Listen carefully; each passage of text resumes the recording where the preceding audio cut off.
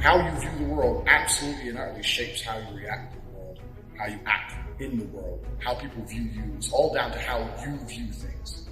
There's very few things in this life we actually have any control over. I learned all of the lessons I'm going to be teaching you the hard way. I didn't learn them in a course, so you guys are very, very lucky. I learned all the absolute hard way. I came from absolutely nothing. There's a lot of rumors circulating online that, my father was a world level chess player and that I got a lot of money from him and I came from a rich family, etc., etc. Absolutely not the case. My dad was a G, a straight G. He was in the military. He was based in England in the Air Force. My dad was actually in the CIA. He was a spy. Now he's dead. I'm happy to say that. So my father worked for the intelligence services. He was based in England. He met my mom, a pretty little white thing. He's a big black dude. So back then that was taboo. He grabbed her, took her back to America with him. 3 beautiful offspring, me being the oldest. And then he continued with his life of being a G, which is pimping hoes and playing chess at world level and traveling the earth. He never had any large financial sums. He certainly didn't leave me a penny. He didn't have anything to leave. So all he left me with was a mindset, and that mindset was enough that allowed me to build the life I wanted to build. My father never wanted to be fiscally rich. He never gave a shit about being rich. He cared about other things. If he wanted to be rich, he would have been extremely rich. And I personally decided I wanted to be rich, and all of the lessons that I'm going to be putting in this course, a lot are from him and a lot are from experiences of growing up poor, growing up in a single mother household, growing up in social housing, the projects in England. When my mother and father split, I was 9 years old, I went to England. Becoming a world level athlete, and now becoming a self-made multimillionaire. So all of these lessons I've learned absolutely the hard way. And if you disagree with anything in this video, that's your prerogative. I can absolutely assure you I know what I'm talking about. I know what I'm talking about. I've lived an extreme life. There's a lot of people online who give out advice, that's fine. I've lived an extreme life, more extreme than most. I have been in a single mother, my mom crying because she can't pay the bills, you broke as a joke. I've been a multimillionaire. I've been a nobody. I've been famous. I've been a world level athlete. I've started from nothing to the point where I had to run to the gym because I didn't even have a car to get there. I've done it all. So I've lived a very extreme life, and this is where these lessons come from. So when I talk about G mindset is absolutely and utterly the most important thing. This is actually quite funny. A girl I was dating once, she said to me, you remind me of RuPaul. RuPaul is a famous drag queen, so it's not very good. I was like, why? She goes, because he has a saying, he said, I always knew I was famous. I had to wait for the rest of the world to catch up.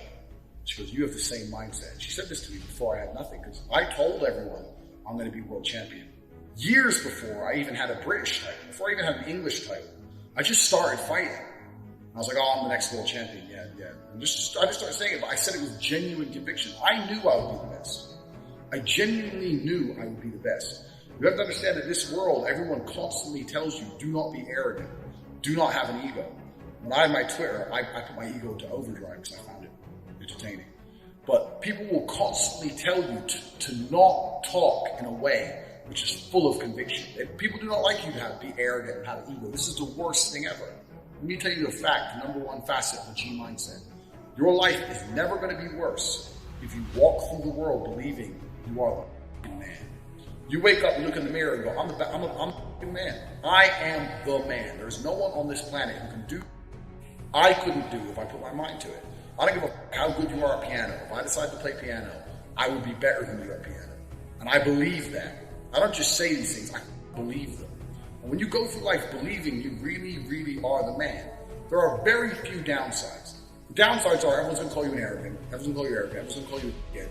Everyone's going to say he has a big ego. You're going to lose a few loser friends. Who cares? What you are going to gain is other people on the same path.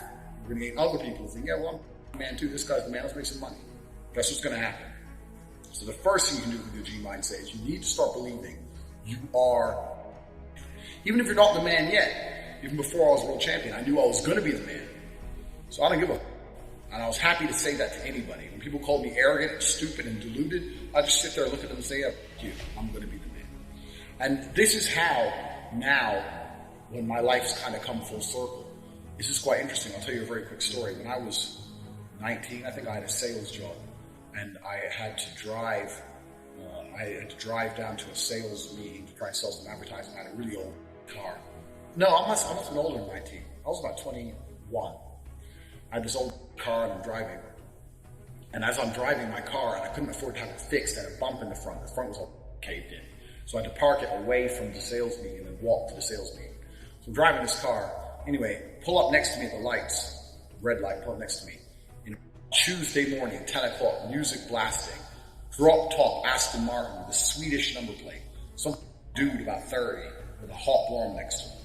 And I remember looking at him thinking, who the f is this guy?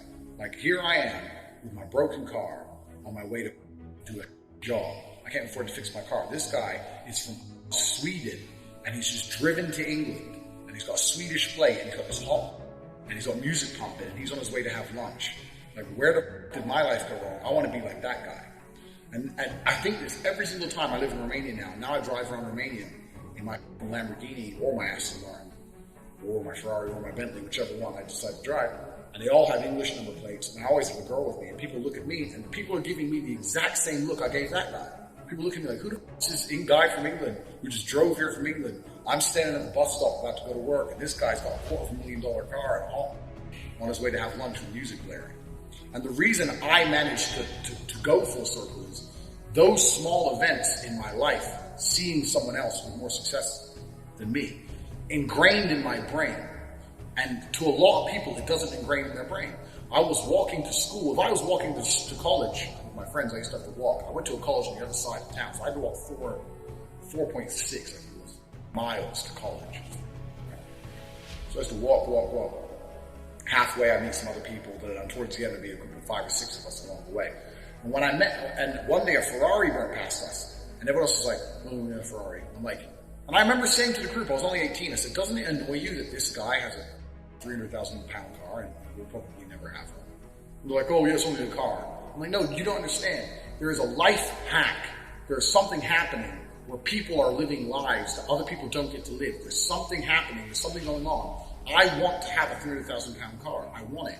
And no one else wanted it. These little events didn't ingrain in their brain. Ferrari driving past me bothered me. And it bothered me to my core to the point where I decided I would do anything it takes to have them. Whereas other people just saw it and carried on with their normal lives. This is the reason I have 6 or 7 supercars and other people don't. Because these small events ingrained in my brain. So this is the second thing. G mindset. First thing you have to believe is, oh man, you can achieve anything. And when I say that, I'm going to say that again. You have to believe you're a man, and you have to believe you can achieve anything. I'm not saying you can achieve anything easily. I'm not saying it's not going to take a whole bunch of work. I'm not saying it's going to happen quickly. But you have to believe you can achieve anything. I'll tell you something now. I don't go to being an astronaut. I don't care about climbing Mount Everest. You give me enough time to train, I will get it done.